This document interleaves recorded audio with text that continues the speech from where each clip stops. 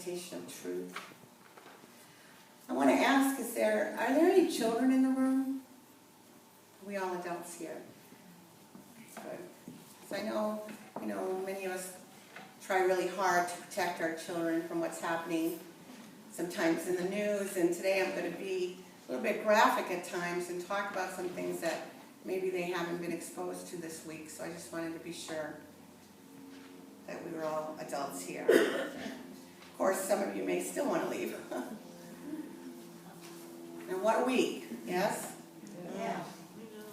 What a week here in Massachusetts, in our country, in our world. I had a whole different plan, of course, for today, what I was going to talk about. I'm going to do that next week. But so we had to contact Arlene, who was doing the meditation, and Shirley was preparing the music, and Rachel, and said, we're not talking about finding our purpose for existence, but we are going to talk about that in a way. We're going to talk about what's happening in our human experience and try to understand and make some sense of it spiritually. So Monday, I don't know how many of you, I'm just a great fan of the Boston Marathon. Always look forward to watching it. Beautiful day, as we all know. Gorgeous, sunshiny day, perfect weather for the runners. And, that's where it began. It began on Monday with the bombings and the chaos, and continued through the week as we got the reports about the dead and the injured, and also hearing about all the heroes, the courageous acts of love and kindness that were expressed during the events. How many of you saw the interfaith service? Just so powerful.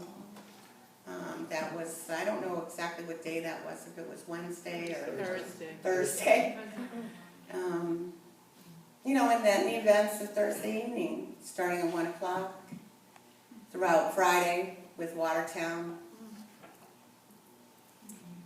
Identifying first, putting out the identification of the two suspects, and then with the Sarniov brothers, and then getting news of one being killed and one being on the run or loose or whatever, and really seeing something, at least for myself, and I'm pretty sure for the rest of us, we've never seen before, at least in modern day history, of 10,000 police officers seeking one injured 19-year-old boy.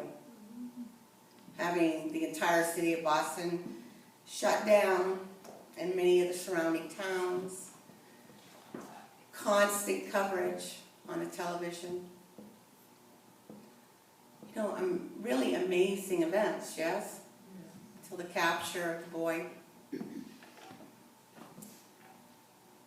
So, I don't know about you, but it was a numbing experience in ways. A lot of emotions throughout the week. Shock, anger, sadness, fear. Anybody relate? Amen. It's kind of the classic tale being played out of good versus evil. Something that in our culture we're very familiar with. Our movies are about that, our books, But here it is, in real life, happening in our state, for some of you, your own towns, seeing this unfold. How many of you watched some of the coverage or all of the coverage? How many of you said, no, I'm going to keep that TV off, I'm not going to follow this? It was kind of hard, I think, unless you're completely off of all means of communication, TV, radio, the internet, not to have in some way been touched by the events of this past week.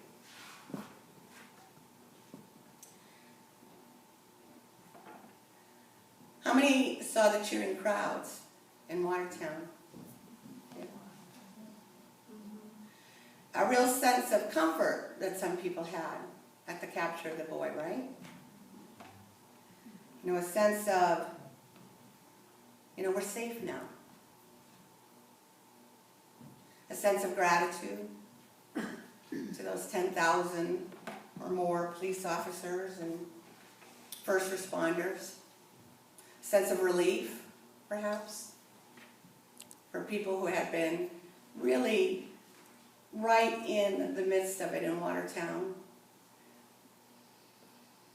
Held up in their homes, not sure if they were safe, watching the events that some of us were watching on TV right outside their own windows, having SWAT teams come into their homes. I can't imagine, what that feeling was like for them.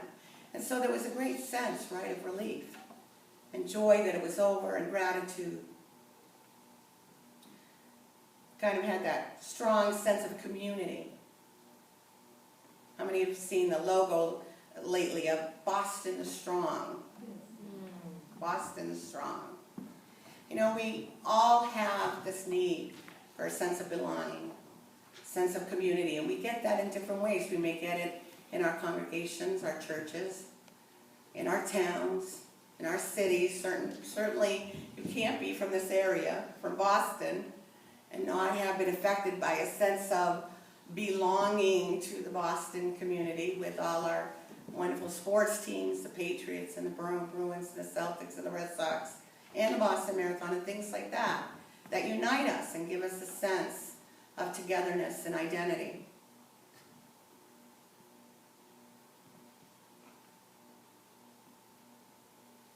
And I'm going to be talking about things this morning that may shake some of you up a little bit, shake that sense of community up a little bit.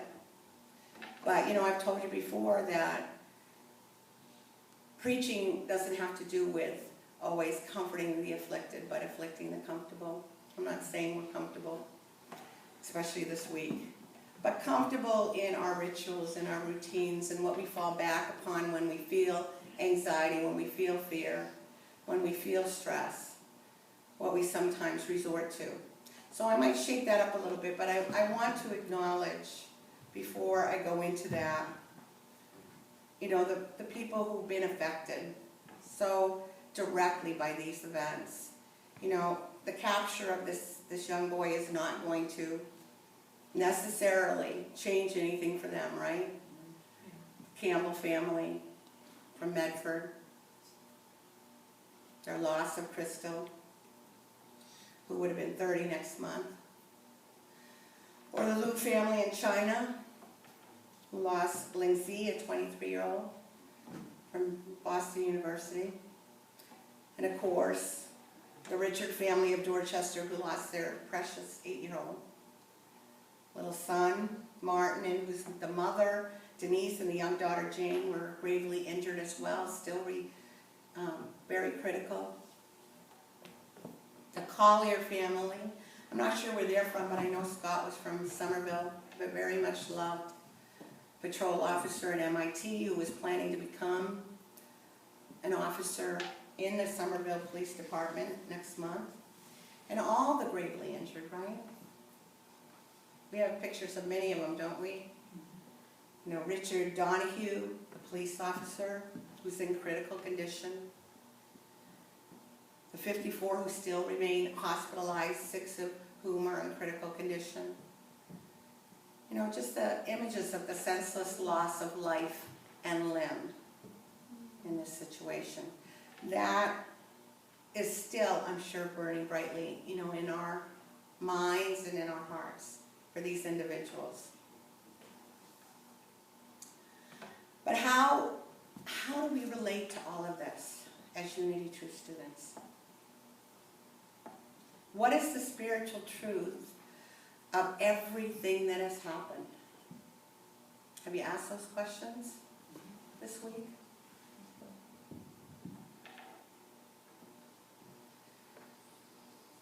Are we really safer?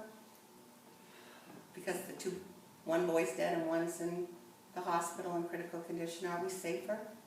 No. If you were paying attention to the news last week, in addition to the 4 killed in Boston and the 170 injured in the Boston Marathon bombings, there was an explosion at that Texas fertilizer plant.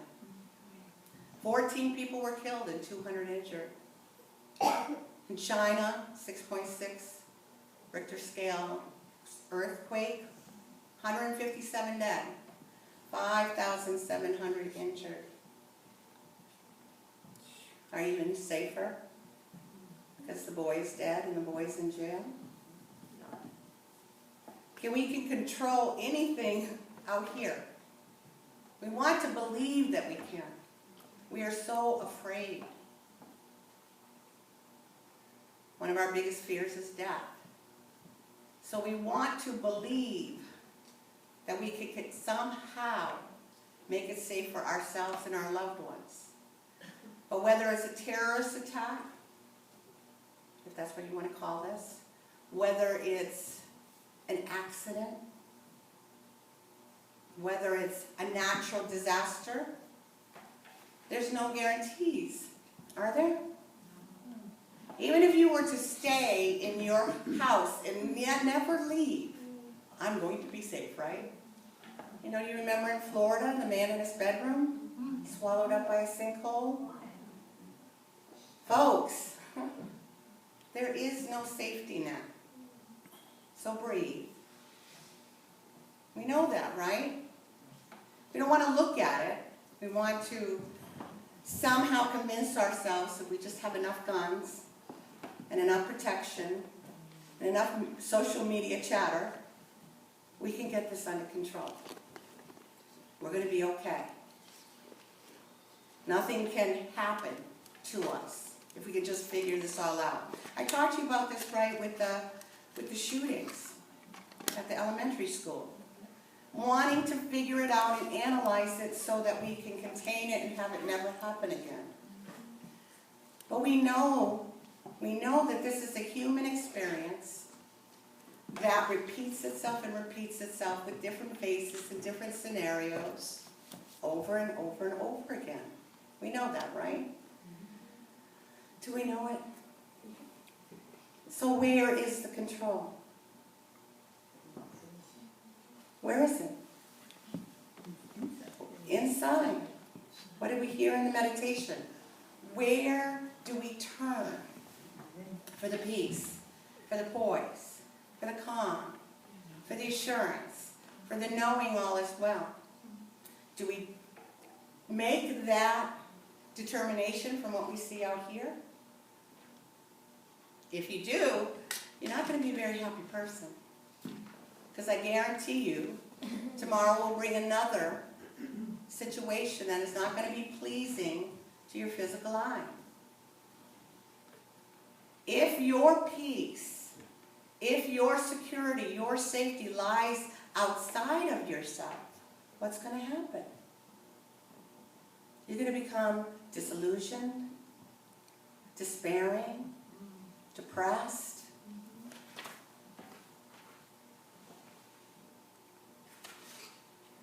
There's no guarantee of safety and control in the external world. No matter how many police officers we might have. By the way, the police didn't find the kid. You know that, right? You're right. Once they lifted the curfew, the man went out to have a cigarette in the backyard. Saw the blood on a boat. That's who found him.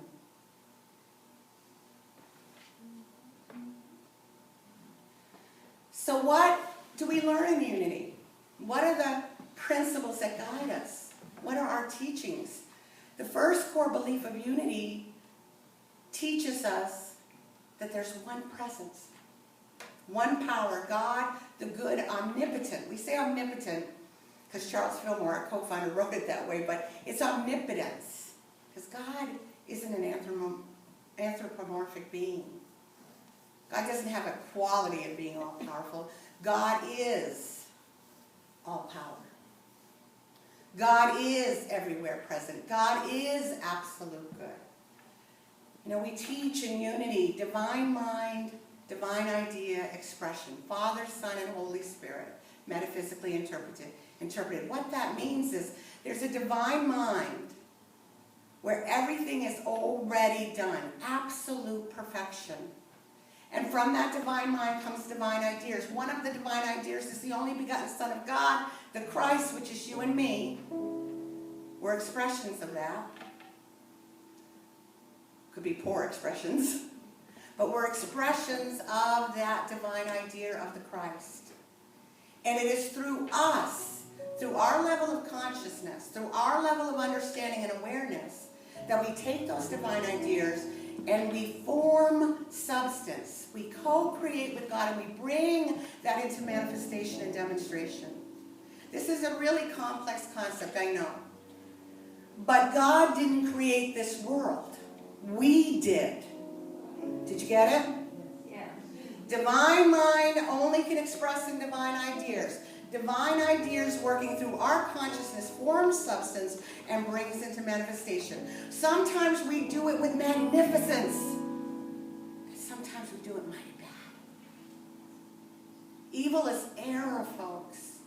It's error consciousness. Is there evil in this manifest form substance that we've all been playing around in? You bet. You bet. Because it comes through our consciousness. Is there any reality to it in divine mind? Any permanence to it? No. This is our playground. And it's only through our consciousness that we can create a closer and closer form substance to what the original divine idea is. We have free will, you and me. We get to choose. We get to choose what we think, what we feel, what we say, and what we do. So don't shake your hand at God when the bombs go off at the Boston Marathon. God is perfect. God is good. God can only work in this manifest world through you and through me. So the only thing I need to do, I don't need to even shake my hand at my fellow citizen, because if you don't believe in separation, which in unity we say what? We're all one. I'm just shaking my fist at myself if I do that. What I have to do is go within and raise up my consciousness. Try to see with a new vision, a new way of that divine ideal of the only begotten Son being expressed in me and in this world. That's my job. There's no polarity in God. Core belief number one. Core belief number two, what do we say? We believe in the divinity of humankind. We believe in this ideal, this divine idea of the Christ. I want to read to you Patton Oswalt's quote. He's a comedian, but I thought it was so right on. I posted it on the church Facebook page. He said, I remember when 9/11 went down. My reaction was, well, I've had it with humanity. Ever feel like that when something happens? I've had it. A lot of people say I've had it with God. But I was wrong, he says. I don't know what is going to be revealed to be behind all this mayhem. But here's what I do know. If it's one person or 100 people, that number is not even a fraction of a fraction of a fraction of a percent of the population on this planet. You watch the videos of the carnage and there are people running towards the destruction to help out. This is a great planet.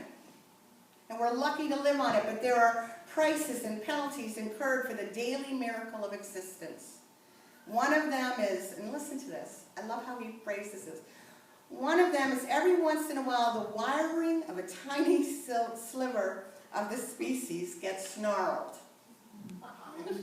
And they're pointed towards darkness. Dear boy, he lost his way. They lost their way.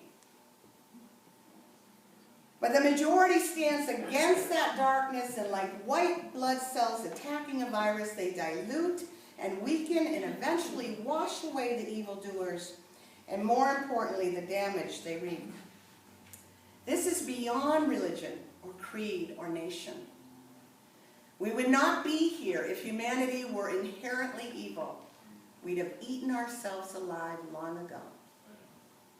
So when you spot violence or bigotry or intolerance or fear or just garden variety misogyny, hatred, or ignorance, just look it in the eye and think the good outnumber you. And we always will.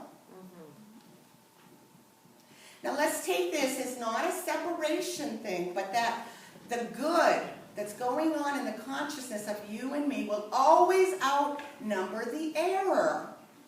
We are evolving, we are growing, we are expanding in consciousness, folks. The light will dispel the darkness in all of us. But we have to keep that high watch. I'm not going to spend a lot of time because I already see it's 11 o'clock. But we know the response of the good this past week, right? Yes. Focus on that. 99.9% of the people involved in any crisis, whether it's the Boston Marathon or out in Texas, over in China, how do we respond? What's our true nature? Love, love, love, compassion, caring, courage. That's who we are. That is who we are. That's how we show up. And we continue to show up. Really, our nature is not to be afraid of death. That's our true nature, because when people run in where an explosion has taken place to help strangers, people they don't even know, they're not afraid of death. Not in that moment. What's the overriding feeling? Love, compassion, caring, who we are. That's who we are. That's who we are.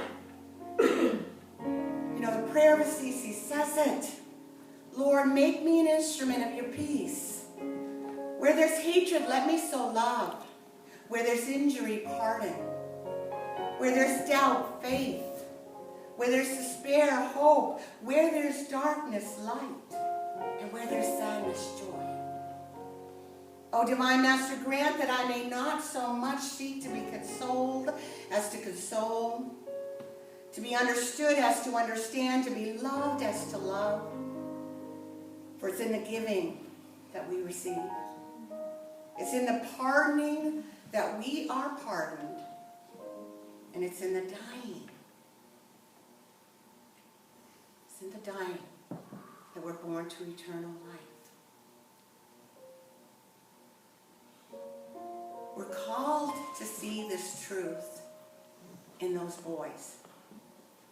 It's easy with one another. It's easy to see it in the heroes. But can you see it in the ones who have lost their way? In the prodigal son? Can you stand there with arms open and say, I love you? I love you too. Can you do it?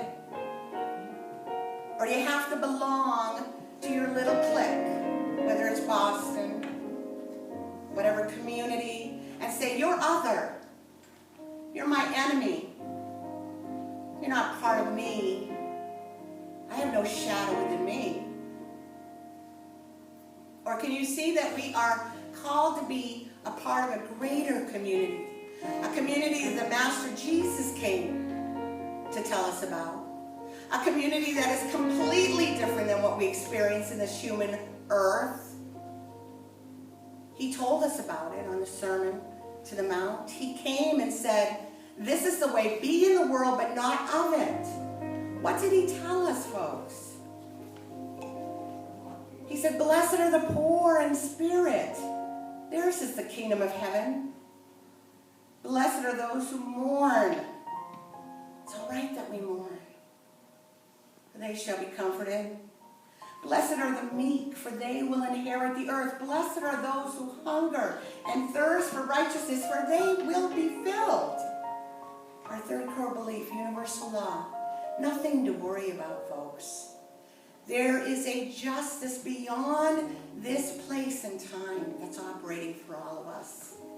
I'm not saying we don't find justice in our human system to the best of our ability, but Spirit is in charge. Blessed are the merciful. Are you merciful? For they shall find mercy. Blessed are the pure in heart, for they will see God. Blessed are the peacemakers, for they will be called children of God. Are 10,000 of us men to go in our tanks with our assault rifles? Is that what we were created to be? Blessed are the peacemakers, for theirs is the kingdom.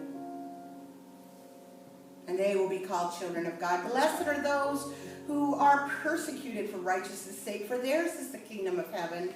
And blessed are you when people revile you and persecute you and utter all kinds of evil against you falsely on my account.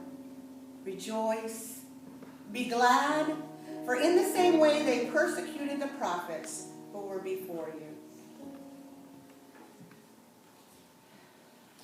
It's not an easy way that we're called. This path to walk, it's not easy. It's easy to join with the team in your neighborhood, in the close proximity to you, because we're all on teams, you know. Those boys, I imagine we're on a team. Fourth core belief. This is it, folks. Prayer and meditation. Prayer, the unity way, I would have to spend another hour talking to you about, but those of you who know, what is it? See it right. Prayer doesn't change God. Prayer changes me.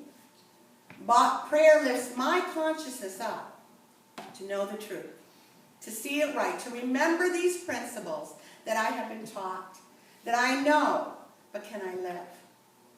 Can I live in the midst of chaos and confusion and terror and despair and fear?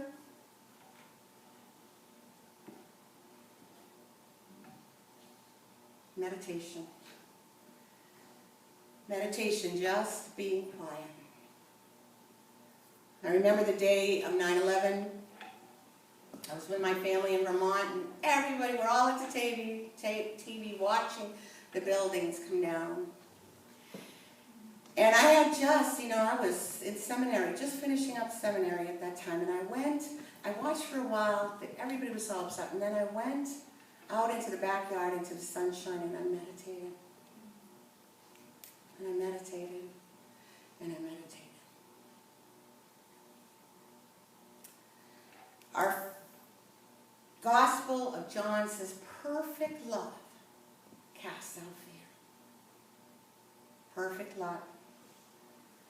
And there's only two primary emotions. You know what they are? Love and fear.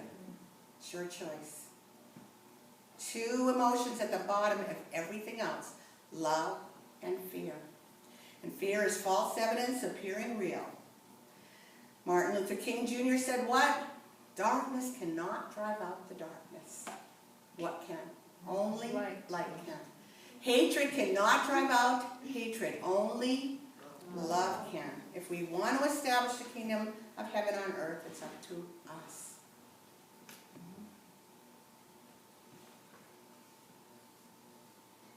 And finally, the fifth core belief. Living the principles. It's not just enough to know. And I'll tell you, I challenge you that this week was your opportunity to live them. How did you show up within yourself, with your own thoughts, your feelings, your words and your actions? How did you show up with the people you loved? How did you show up as you experienced these events unraveling? What are your feelings and thoughts towards the two suspects? Start there. Remember when I did the scale for your capacity of unconditional love? Remember when I did that one day on Sunday? I said, on a scale from 0 to 10, put yourself where you would be on that scale in your love for your worst enemy. Remember what I told you? Wherever you fell on that scale, that's your capacity for unconditional love. Not how much you love your teddy bear, or your kitty cat, or your baby, but how much you can love your adversary, your enemy, those boys. Do you love them? Do you? Yes. Pretty weak response. Listen to the baby. Can you hear it screaming? I think that might be noble. Okay. So with that note, I want to leave you with an impression that President Obama shared with us at that beautiful interfaith service. Because if there's anything that we're going to remember from all this, I hope we'll at least remember this image. He shared these two enduring images of 8-year-old Martin Richard. A very human image of Martin, forever smiling, right? Yeah. For his beloved ruins. You know, and we need that image. We're here for a reason. This isn't a big, colossal mistake. We're here to be joyful, to have fun, to root for our teams. We are. I'm not taking that away from you. So that image, that human image, is so important. But there's also a spiritual image, right, that was left with us, given to us by Martin, forever expressing a wish he made on a blue poster board. And that wish was no more hurting people. No, I'm sorry.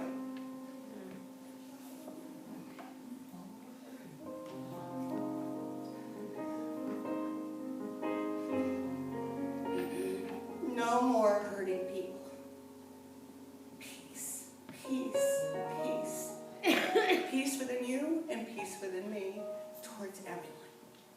Let us stand and join together and sing this song.